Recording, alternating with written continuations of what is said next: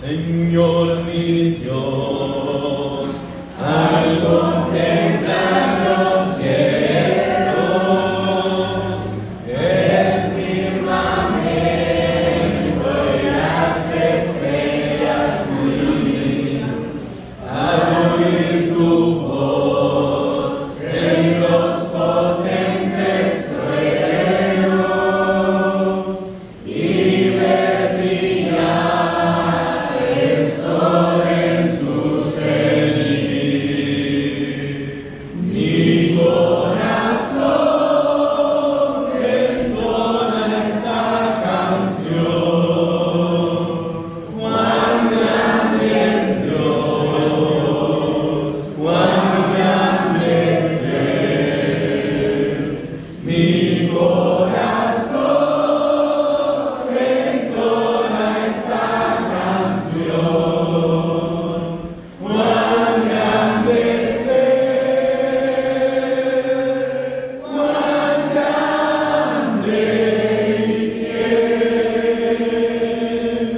Al recorrer los montes y los valles y ver las bellas flores al pasar, al escuchar el canto de las aves y el murmurar del claro manantial,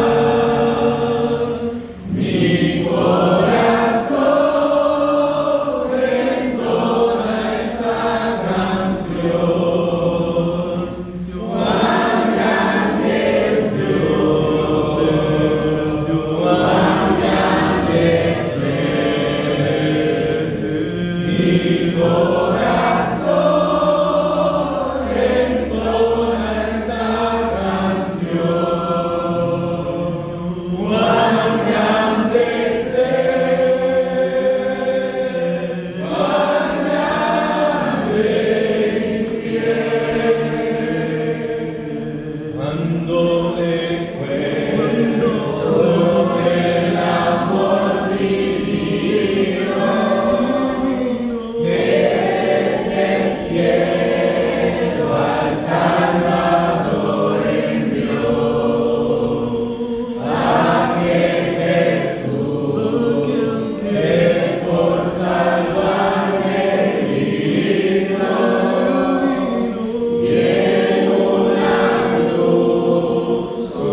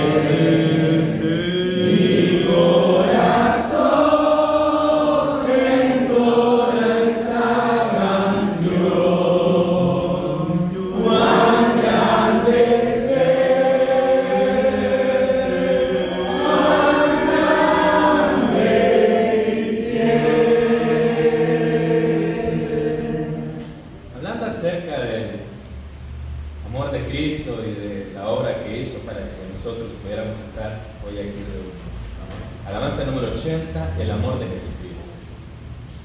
Del santo amor de Cristo, que no tenga su igual.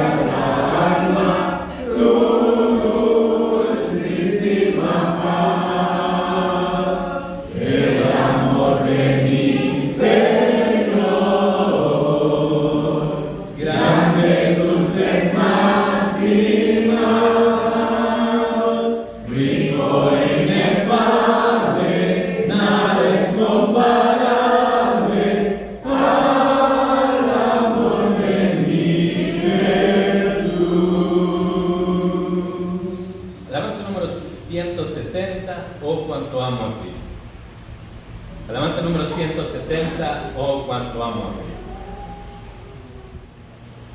Es Cristo quien por mí murió, mis culpas por borrar. Cuán grandes penas Él sufrió, mi alma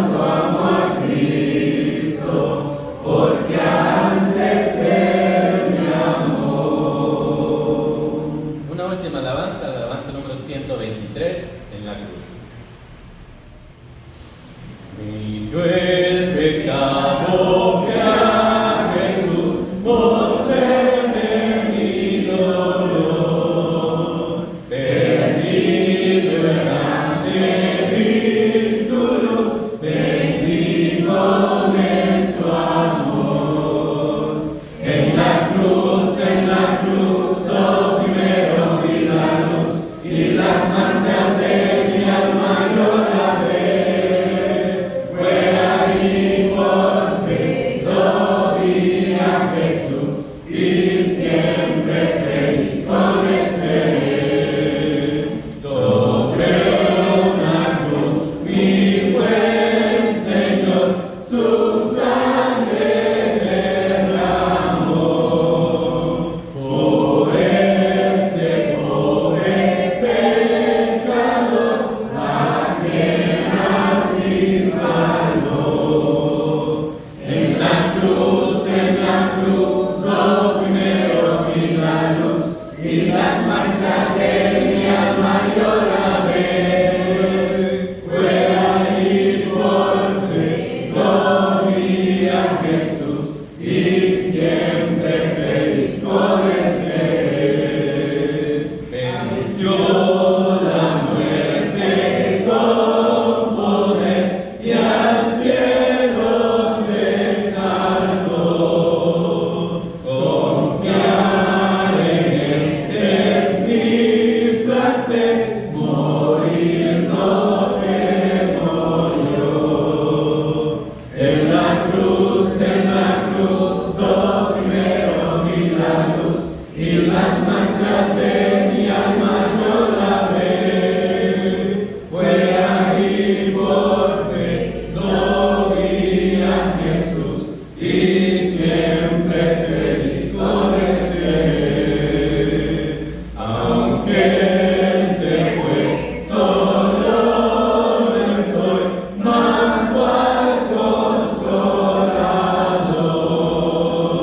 Divino Espíritu que hoy me da perfecto amor.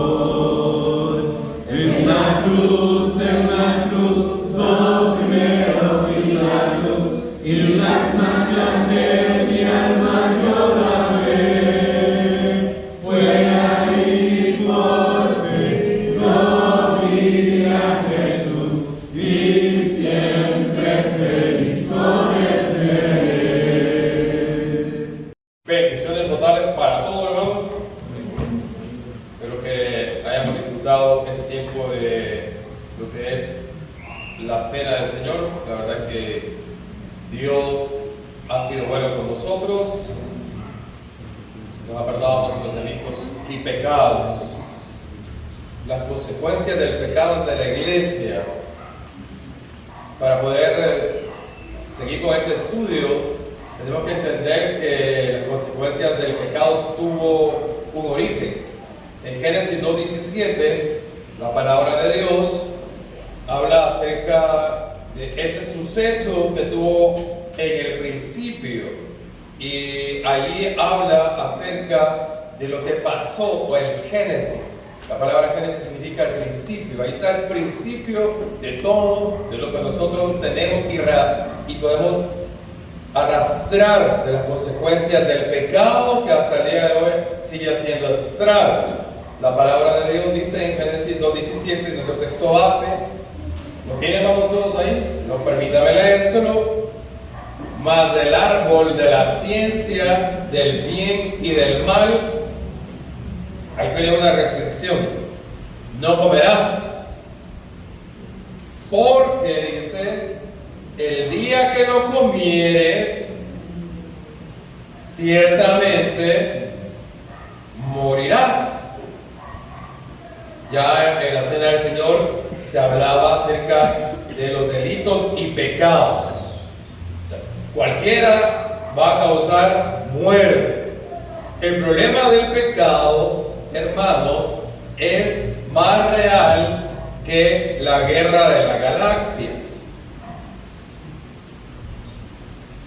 No cabe duda que la saga de la película Star Wars, no sé si se pronuncia bien así en inglés, ¿verdad? Pero yo hablo Spanglish, Pero la saga de la película Star Wars o La Guerra de la Galaxia, para los que no son español como yo, en este caso en inglés, ha sido uno de los proyectos cinematográficos más revolucionarios y reconocidos por la industria mundial. Esta franquicia de fantasía de 11 películas concebida por el cineasta llamado George Lucas en 1970, no había nacido todavía, faltaban 6 años para haber nacido, narra la historia de ficción de un grupo de personajes que habitan en la lejana galaxia y que viven rodeados por una batalla cósmica debatida entre los elementos llamados la fuerza, que es el lado luminoso, omnipresente, noble y bueno del cosmos, y que es usado por los Jedi para contrarrestar el lado oscuro empleado por los Sith, siendo la fuerza oscura y tenebrosa que se manifiesta en odio, en miedo y desesperación. Star Wars parece retratar lo que la mayoría de culturas y religiones ancestrales del mundo han presentado a lo largo de los siglos: la lucha cósmica entre el bien y el mal. Si gran parte de las civilizaciones del mundo han tratado de poder retratar este escenario de la lucha entre el bien y el mal, la pregunta es: ¿será posible entonces que haya un relato común? ¿Podemos entonces saber realmente la historia real de este hecho, de la fuente original? Claro que sí, el origen de todo. Aquí viene el punto número 1. Cuando una canción se hace muy conocida, exitosa comercialmente, suele ser, ¿verdad?, versionada por otros cantantes, diferentes formatos. La misma canción, pero en varias, ¿verdad?, versiones que la gente hace.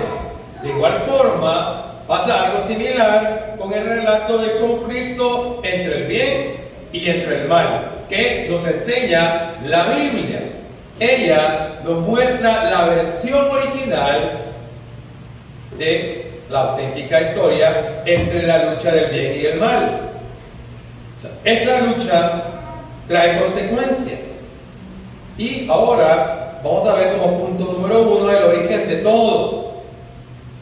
Vamos a la Biblia. Ya habíamos dicho nosotros que a Dios le dijo: no van a comer de este árbol, porque si no van a morir. Recordemos que Dios es Dios siempre. Salmo 92 dice: antes que los montes fueran engendrados y naciera la tierra y el mundo, desde la eternidad y hasta la eternidad, tú eres Dios. La Biblia enseña que ya estaba cuando este cosmos se hizo, este mundo. Por lo tanto, podemos afirmar que Dios es eterno, sin un principio y sin un final. Él ha estado desde antes, desde la fundación del mundo y después de todo, porque Él es el creador soberano desde antes. Siendo una de las cualidades, y ahí quiero que nosotros pongamos atención, siendo una de las cualidades que Dios ha tenido en su naturaleza, en su esencia, como Dios, el amor.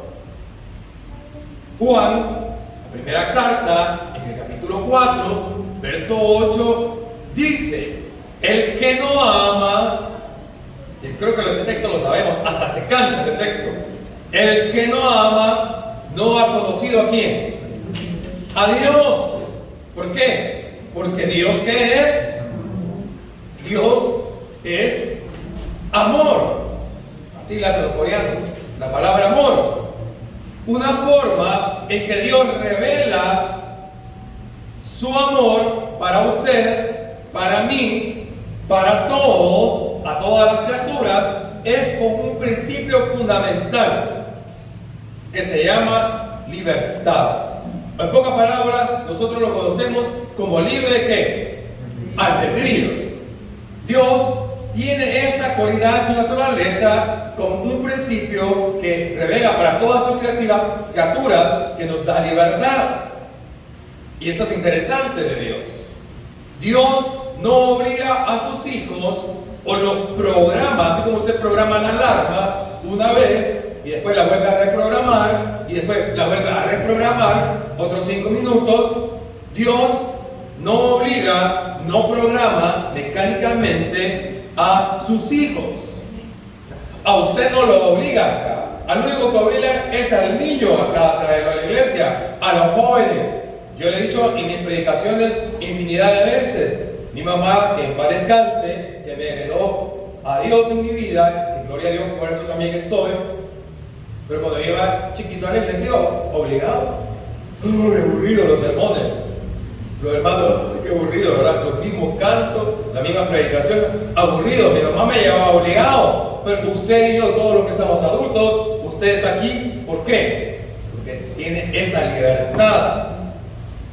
Dios no obliga a sus hijos, no los programa mecánicamente. Él desea que el amor que usted le da, el amor que nosotros le tributemos, sea dado en completa libertad. Él, ¿verdad?, desea eso. Cuando Dios creó a los ángeles, los hizo de la misma forma. Ay, los ángeles son bien bonitos, hermanos. Hay que soñar con los angelitos, algunos ángeles caen del cielo. Cuando dicen en la conquista a los muchachos, caíste del cielo, le dicen a las muchachas, etc. Los ángeles son hermosos, los hizo hermosos y los hizo en el principio con ese principio de libertad.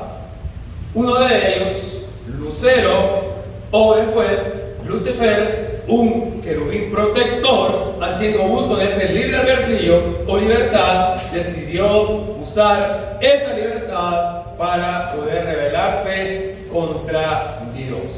Quizás nosotros no entendamos a profundidad lo que pasó en el corazón de ese ser angelical. Solo podemos nosotros leer en la Biblia cómo era antes, cuál fue la causa de su rebelión y cuáles fueron sus consecuencias.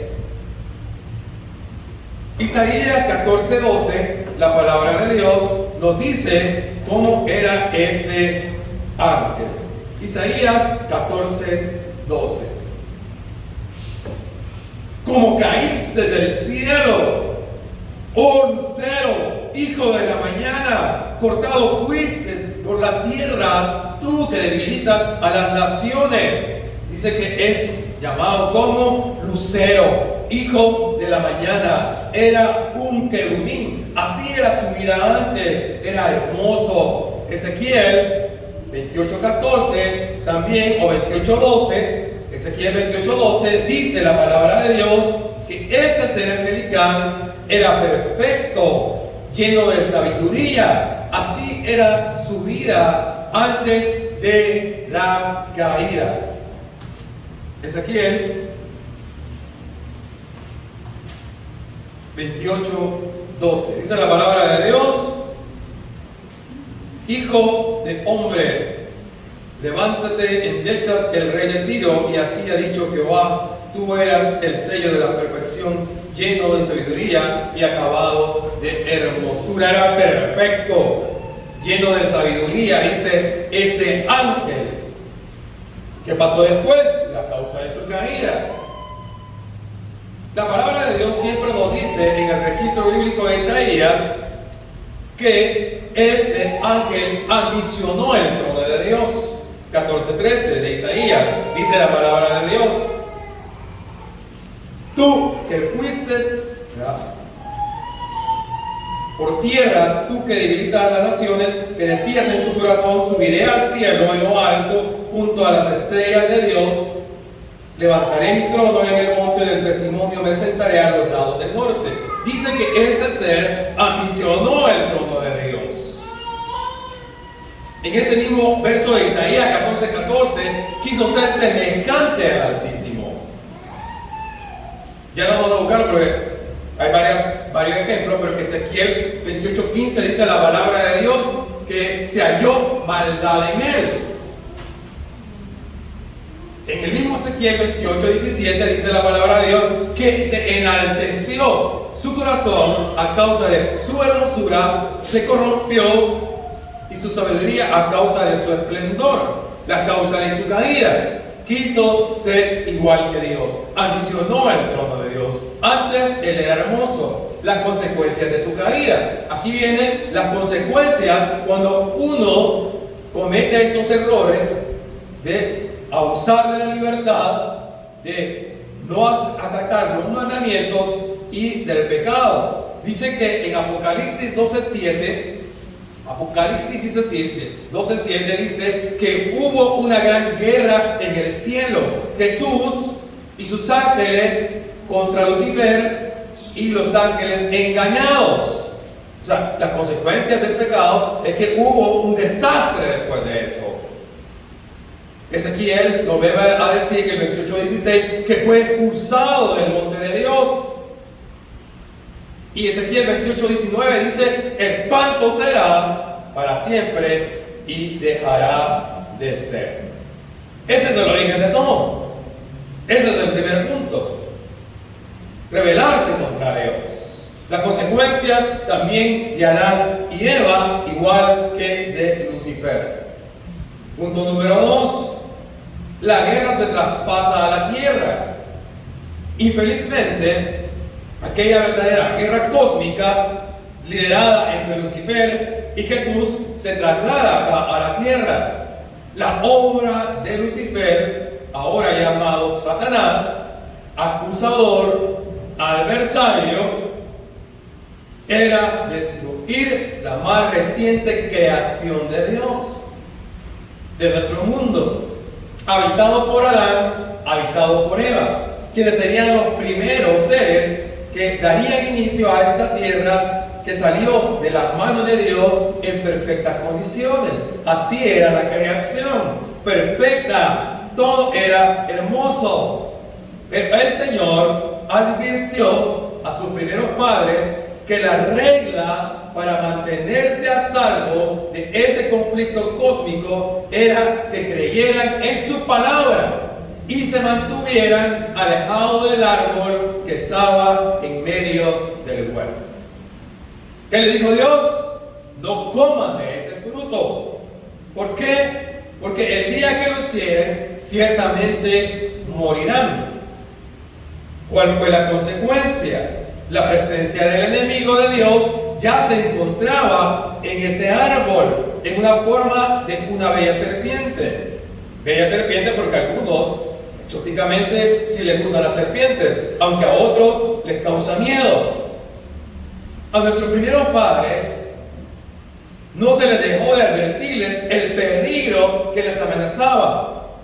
Fue la desobediencia, escuche bien, fue la desobediencia a los justos mandamientos de Dios que ocasionó la caída de Satanás y sus huestes, sus ejércitos. Entonces, pues, hermanos, acá de la iglesia de Cristo en San Marcos, cuán importante era entonces que Adán y Eva honrasen aquella ley. El único medio por el cual es posible mantener el orden y la equidad es obedeciendo. Pero lamentablemente, una simple prueba, era una simple prueba, no comer de ese árbol, o era comer de todo. Pero al ser humano siempre nos gusta lo prohibido.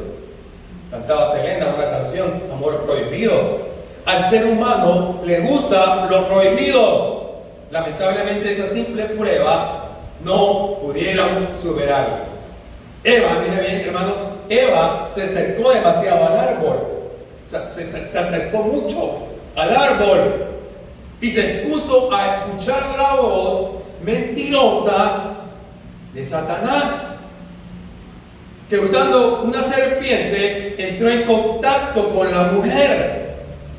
Es que así es el pecado, ¿no? Así es la tentación.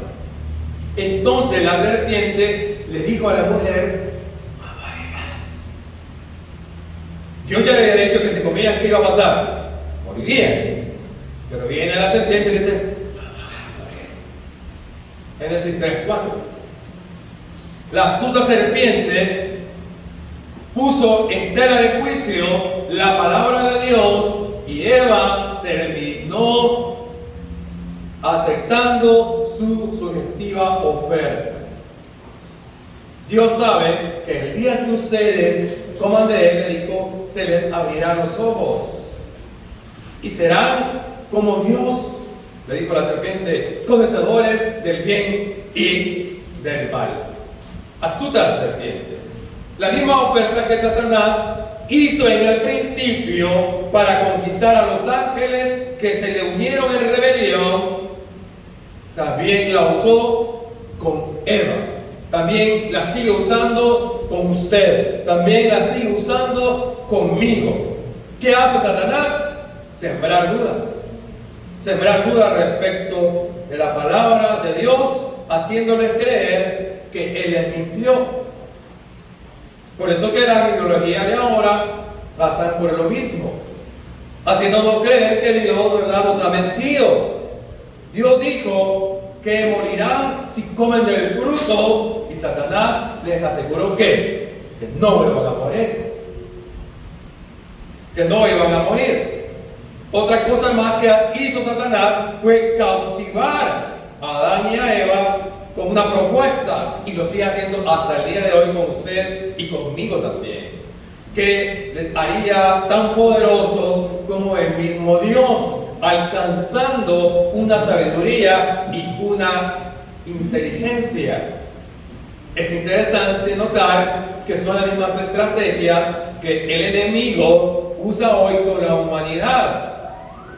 Miren bien las estrategias. Los hace sentir inconformes con lo que son y luego les ofrece la supuesta solución a sus problemas y dramas existenciales.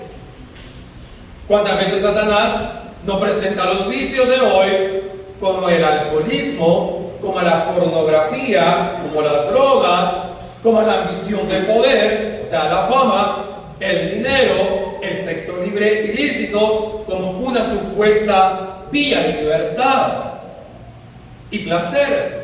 Vive la vida loca, no va a pasar nada. Conduce a más de 100, ¿verdad?, kilómetros por hora, no te va a pasar nada. Ten sexo libre, no te va a pasar nada. Póngate toda, ¿verdad?, la bebida que tú quieras tomar, no va a pasar nada. Pero cuando en el fondo nosotros sabemos que todo ello es una simple bomba de tiempo que puede estallar en nuestras manos y hacernos infelices, destruyendo también a lo que nosotros amamos. Es que el fumar no le hace daño a nadie. Sí, tal vez no le hace daño al que está a la par, solamente se intoxica por el olor. Tal vez el alcohol, dicen los borrachos, no hay problema, si yo no le hago daño a nadie. Lo pongo acá en este púlpito. Las consecuencias del pecado del alcoholismo sí tienen, ¿verdad?, esos destrozos, esas dramas que pasan en la vida del ser humano. Mi padre, que no conocí, un hombre alcohólico que llegaba a la casa, según el relato de mi mamá, la golpeaba embarazada, éramos trillizos, imaginen dos niñas que estaban en la panza y yo dándole ahí, la otra niña muere. Yo por eso no necesito hablar así tan, porque me daba ahí en el embarazo. ¿Cuál fue la consecuencia de que mi papá tomara? Un día dijo, me voy a suicidar, se puso las pistolas en el cerebro acá y pone a lograr los accesos. Mi madre acá con un niño y la otra niño acá, mi hermana Mario por allá viendo todo lo que pasaba, mi otro hermano con traumas hasta el día de hoy, porque las consecuencias del pecado son así. El polo dice que no le hace daño a nadie, pero sí trae consecuencias. Sin embargo, hermanos, y tristemente millones hoy hacen lo mismo que Eva: un mal negocio, un intercambio absurdo de libertad por esclavitud, porque creemos que esas cosas que he mencionado, el poder, la fama, el alcoholismo, la pornografía, las drogas, la misión de poder, el sexo libre, etcétera, etcétera, etcétera, nos dan una libertad cuando realmente se convierte en una esclavitud. Adán y Eva perdieron el derecho de vivir una vida llena de salud, de amor, y de completa libertad a vivir en una vida que se trastornó debido a su desobediencia y a su pecado. Porque esas son las consecuencias del pecado. Y al hombre le dijo: por cuanto desobedeciste la voz de tu mujer y comiste del árbol que te mandé diciendo, no comas de él, maldita será la tierra por tu causa. Con dolor comerás las plantas del campo. Con sudor de tu frente comerás el pan hasta que vuelvas a la tierra, porque de ella fuiste tomado, pues polvo eres y al polvo volverás. Génesis 3, 17 al 19. Punto número 3. Hay una promesa de liberación. Experimentar el mundo después del pecado para Adán y Eva no fue fácil. Ellos, a diferencia de nosotros, podían comparar el antes y lo que era el después a causa de su desobediencia. Cuando Eva daba luz, lo hizo con dolores intensos. Así recordó las palabras de Dios cuando dijo: multiplicaré en gran manera los dolores de tus preñeces, con dolor darás a luz a tus hijos. No sé, pero imagino que una mujer sí lo sabe cuando cuando da a luz un hijo. Me imagino que no es como las novelas, que las mujeres gritan despavoridas, ¡ah! Pero me imagino que el dolor de una mujer debe de ser fuerte, causa de el pecado que nosotros estamos mencionando. En el momento que Adán tomó el cuerpo ensangrentado de su hijo Caín, perdón, de su hermano, ¿verdad? Testificó a ver, a causa de que su hermano Caín lo mató, entonces Adán se dio cuenta de lo que era la muerte, era perder a un hijo. Sin embargo, para Dios, la caída del hombre y su mujer no lo tomaron desprevenido. Ya había dispuesto una solución para sus hijos, para que un día también puedan volver a ese Edén, a ese paraíso. Cuando Dios cubrió la desnudez de Adán, de Eva, lo hizo con la piel de un cordero. Dice Génesis 3:21, Jehová Dios hizo al hombre y a su mujer túnicas de pieles y las vistió. Podemos prefigurar, o podemos nosotros comparar que aquella primera víctima para ponerle pieles a Adán y Eva tuvo que derramarse sangre. Este sacrificio inicial podríamos nosotros decir que es un simbolismo también del sacrificio de Jesús en la cruz, al buscar y a salvar lo que se había perdido. O sea, ¿costaría un precio recuperar la libertad del ser humano y su regreso al Edén? Sí. Dijo la palabra de Dios en Juan 1:29, he aquí el Cordero de Dios que quita ¿qué? El pecado del mundo. La sangre de Cristo iba a ser la solución para ese pecado. No tiene que terminar mal las cosas. Aunque la historia del cosmos se originó entre un conflicto, y aunque es dramática y aunque esté llena de intensas dolorosas, de escenas dolorosas, aún a pesar de ello, es maravilloso saber que Dios tiene todo bajo control. Todo bajo control. Vivimos nosotros bajo los daños colaterales que llegan a nosotros como consecuencia de la desobediencia de Adán y Eva. Yo sufro los daños colaterales de un padre alcohólico. Yo sufro esos daños colaterales. Yo le he dicho a mi esposa, y ya un trauma que tengo, 47 de años de edad, ya estoy viejo, 47 de años de edad, y todavía sufro ese daño colateral del pecado de mi padre, al no haber tenido un padre físico. Aunque mi madre fue mi padre para mí, aunque mi madre hizo todo por mí, lavaba, planchaba, limpiaba inodoros de baño para poder mantenerme, yo estoy agradecido por eso, me inculcó a Dios, todavía sufro ese daño colateral de no poder saber qué es tener un papá. Decirle, ¿verdad?, a los niños en la escuela, el día del padre, que todos hacían sus cositas para el papá y yo no tenía a quién dársela, se la daba a mi mamá. No que me esté quejando de eso, pero sufro el daño colateral de un hombre alcohólico. Sufrimos los daños colaterales de Adán y Eva, pero al mismo tiempo nosotros podemos también acudir al plan de rescate que Dios tenía, que hizo morir a su Hijo por nosotros. tomando nuestro lugar y pagando todos nuestros pecados. Esa es una buena noticia para nosotros. No todo tiene que terminar mal. Las consecuencias de nuestro pecado o de los daños colaterales de otros pueden tener solución. Las consecuencias de mi pecado ante la iglesia, ante la gente de afuera, de que yo predique algo y no lo practican, tiene una consecuencia, pero no tiene que por qué terminar mal. Para eso es esta serie de predicaciones. Yo tengo ahora el poder, ¿verdad?, que decir acá que todo lo que yo practique lo tengo que practicar, porque si no lo hago, pues no me estoy enseñando a mí mismo, dice el apóstol Pablo. Una vez más, estamos frente a un nuevo trato. Dios desea que vayamos a Él tal y como estamos, porque Él ha prometido perdonar nuestros pecados y limpiar nuestra maldad. No tenemos por qué pensar que nunca vamos a volver al Edén que Dios tenía preparado. Hay una nueva Jerusalén. De hecho, Dios ya está preparando todo. Jesús dice que Él se ha ido a preparar lugar para que donde Él esté, usted también y yo, nosotros estemos. Para tener una morada allá en el cielo. Dejó todo listo, ¿verdad?, ya, y no nos costó nada. Simplemente costó la preciosa sangre de Jesucristo que nos limpia de todo pecado. Hermano, amigo, el rescate está pagado.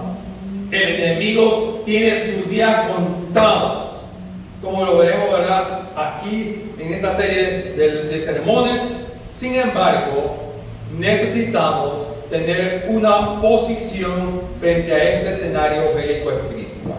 Las consecuencias del pecado son muerte, son destitución de la gloria de Dios. O sea, estar separado de la gloria de Dios. Tienen fuertes consecuencias. No existe, hermanos, la neutralidad en esta batalla cósmica. No hay la que yo ni que soy tibio ni que soy caliente, ni frío ni caliente. Dice la palabra de Dios en Apocalipsis que no somos ni fríos ni calientes. Por cuanto eres tibio, te vomitaré de mi boca. Cuando me imagino ese escenario de vomitar, no sé cuántos han pasado por ese proceso de tener gastritis crónica. Es feo, es feo.